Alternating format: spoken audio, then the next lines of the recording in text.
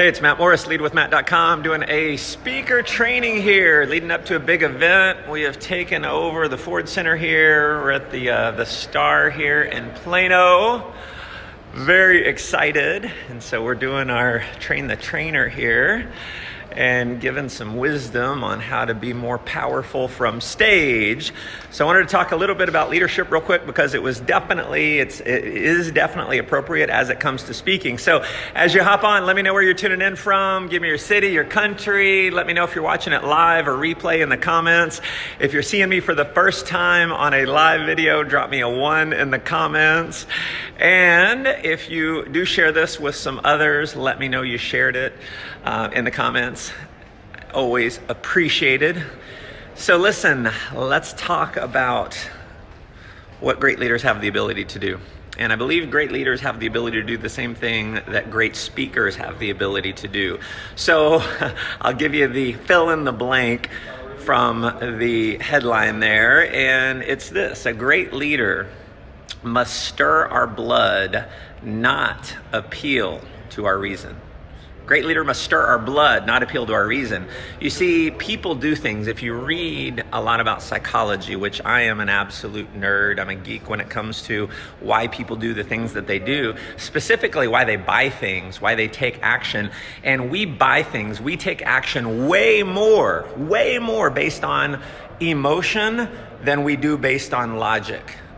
It is the primary buying sign. It's the primary in relationships. You know, you probably fell in love with the person you're in love with, if you are in love with someone, not because that logically they made a lot of sense, but because of how they made you feel. When you buy a car, it's most people, not everyone, but most people, the vast majority, you bought a car because of the way the car makes you feel, not because of the logic behind the car. You feel good in the car. You like the way it looks. It makes you feel sexy. Okay, it's why we do the things that we do.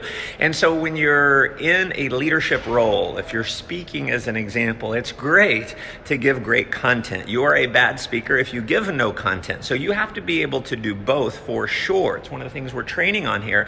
But if you only give content, you don't stir any emotion and you don't cause people to want to actually go implement the training that you just maybe gave in a very, very good way, but there's no emotion behind it. And so you don't charge people to action. And so it's what we do in leadership. We can give all the logical reasons in the world to go take action. But what gets people to take action is not the logical reasons, it's the emotion behind it. And so what I have had to learn over the years, and this was tough for me, is in fact, my buddy was just saying over the last 10 years, when he saw me as a speaker 10 years ago, I was a little guarded, and I was. And so what I had to learn to do was let out my emotion as a speaker and as a leader. Be vulnerable as a speaker and as a leader, because that, my friends, is what connects. If you're not able to open up your heart to others, no one opens their heart to you. Say that again, very powerful. If you're not able to open up your heart to others, they're not able to open up their heart to you. So you've got to lead with that vulnerability. You've got to lead with that transparency. And I'm not saying being weak at all, not at all. I'm not saying be vulnerable, you got to cry, you got to tell the world all your problems. Not at all. It's being vulnerable about your emotions. It's being able to just simply let them out and talk about something that will move others. And so if you look at the great leaders of the world, and I'll give 1 or 2 examples. So Martin Luther King, there's lots of logical reasons for him to do what he did, but why did he move people? He moved people. He was a great orator, and he was able to move people and stir their blood to get them to go take action, and in many cases risk their life for the cause of equality. And he moved people because he painted a vision. I have a dream speech. It painted a vision for a beautiful future. And so what we do as leaders is we paint a vision for a beautiful future.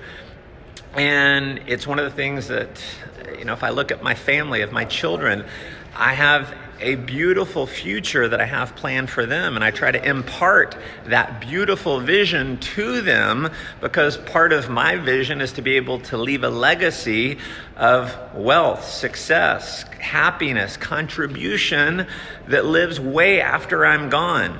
If you look at Steve Jobs, the founder of Apple, now logically there's a lot of reasons to buy an Apple, but people didn't become champions of the product because it made more logical sense.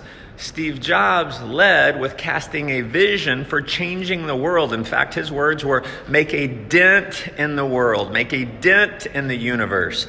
So, if you want to be a great leader, learn to stir people's blood, not simply appeal to people's reason and logic.